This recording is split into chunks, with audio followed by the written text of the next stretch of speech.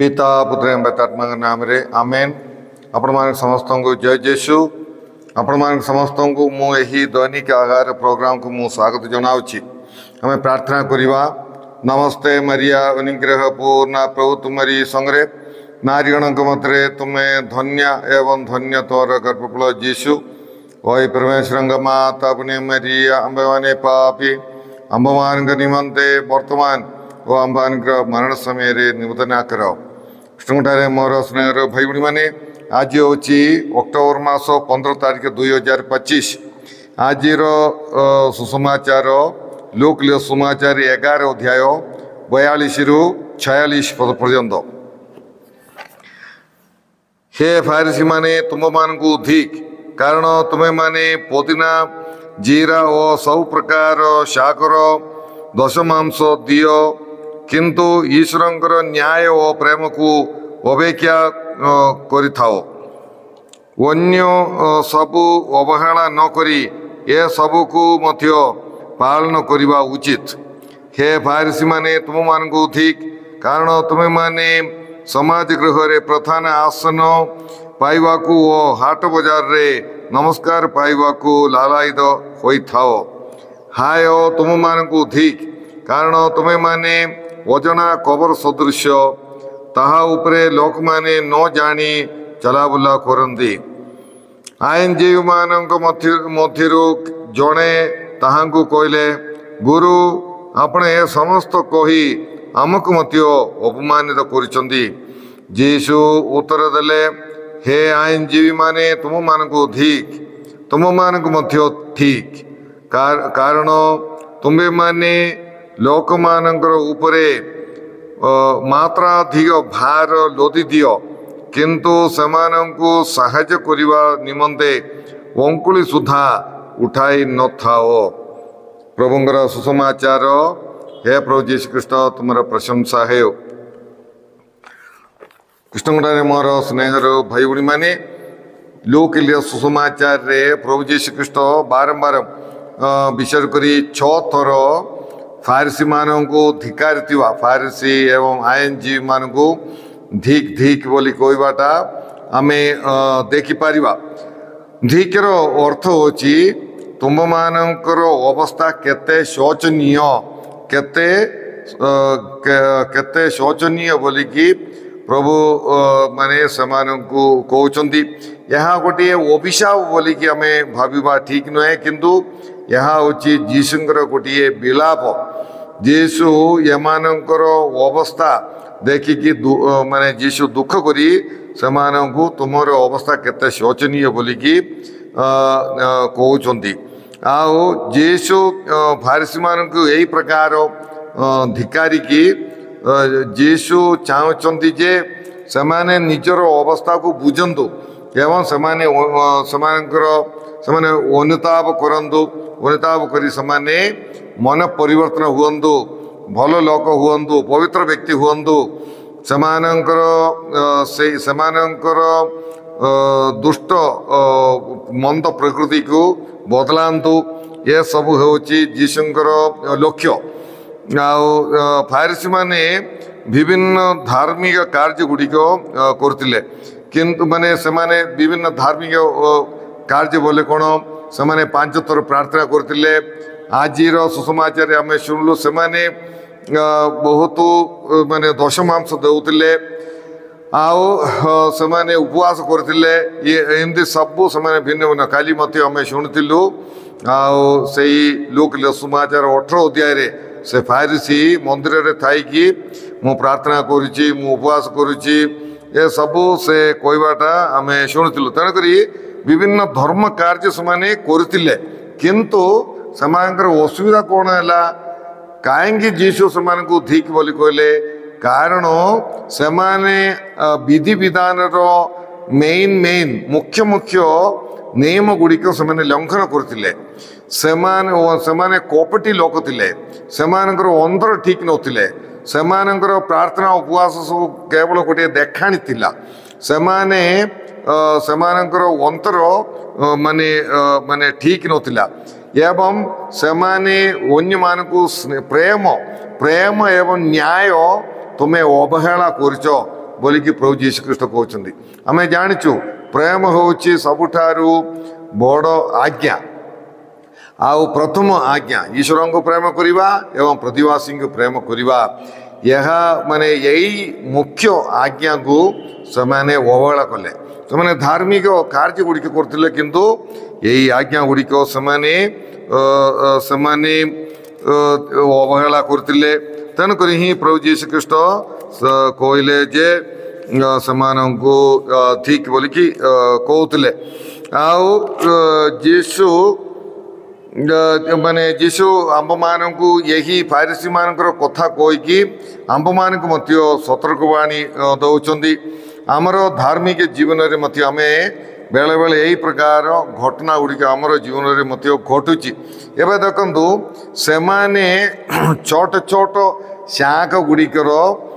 माने गुड़िकर से दश मांस से देवाटा आम देखिपारू आउ से जीरा पुदीना ये सबू सागर माने सागर दश मांस गुड़िक आम देवाटा से देवाटा आम देखिपारू आउ ये देख ये सब बहुत माने एते गुरुत्व नथुवा विषय का माने जीरा ये सबू माने किछि भी गुरुत्व नथुवा विषय गुड़िक से सबू से माने पुदीना पुदीना बोले आम जाचु पुदीना बोली कहले यहाँ गोटे पात्र गोटे शागटा से परी जीरा आउ से सबूर माने सागर से छोट छोट विषय से दश मांस देउतिले आउ किंतु से बड़ बड़ कार्य बड़ बड़ धार्मिक विषय से अवहेला करते हूँ कथा छोट छोट विषय को गुरुत्व देकी बड़ बड़ विषय को से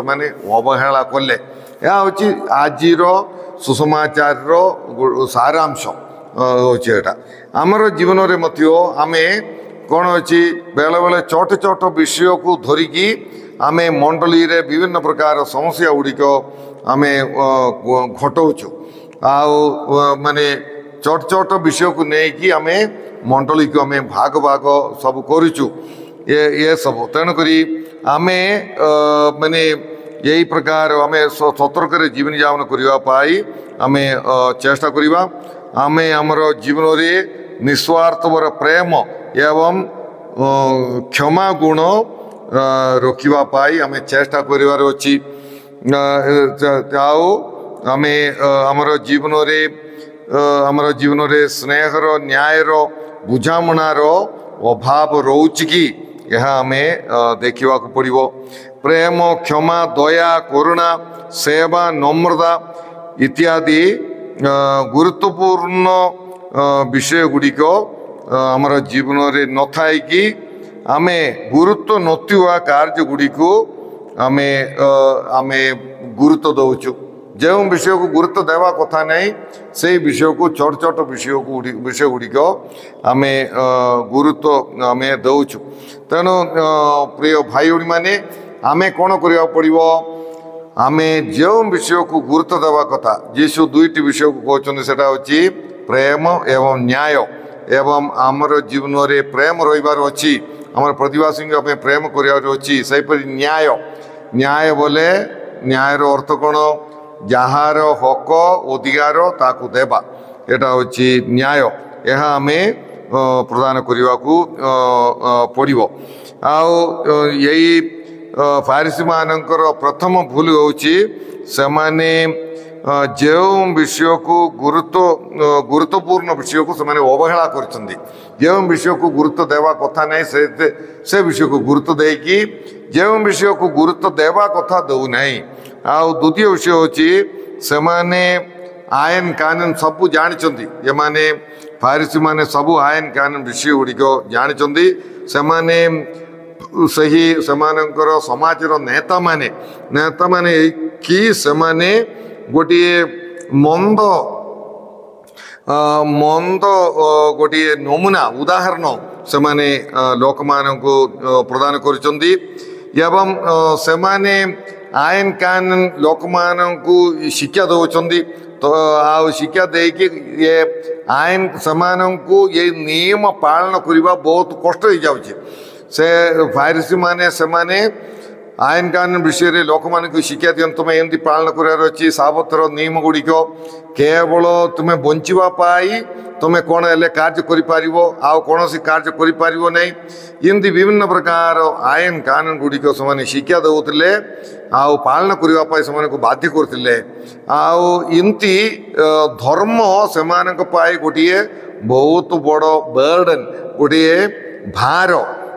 से ऊपर गोटे भार लोदी देला परी से लगुला से विषय जीशु आज कहते किंतु यही फारिसी माने किछि भी समान को सहायता कले नहीं साधारण लोक मान को विश्वासी मान को किछि भी सहायता कले नहीं यह फारिसी मान द्वितीय भूल बोलिकी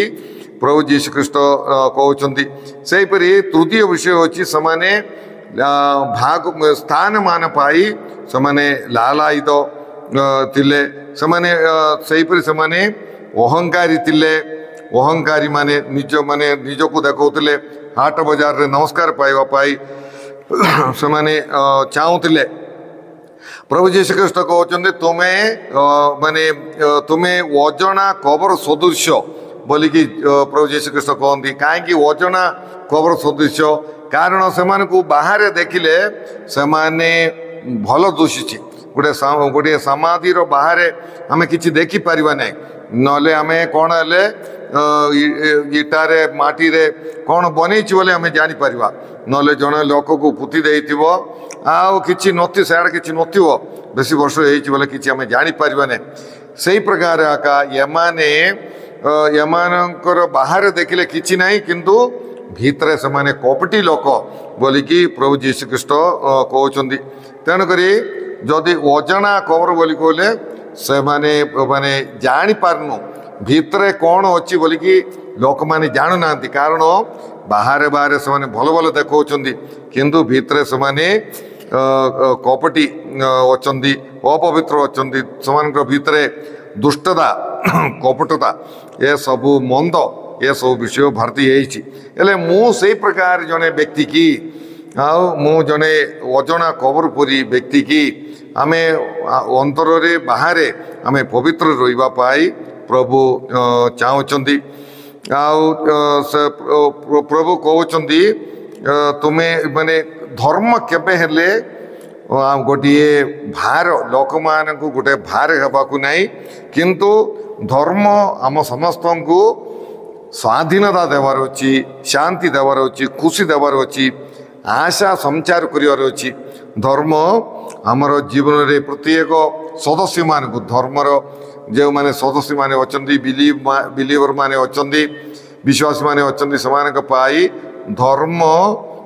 गोटे स्वाधीनता प्रदान करिवार अच्छी खुशी आनंद आशा यही धर्म संचार करिवार अच्छी ताले ही आमे कोई परिबा ताहा गोटे ठीक धर्म बोलिकी आमे कोई परिबा आमे प्रार्थना करिबा हे प्रभु परमेश्वर आज वाक्य पाए आम तुमको धन्यवाद दौचु हे प्रभु आम मान को तुम्हें आशीर्वाद कर ताले आम बाहर जमी पवित्र दुषुची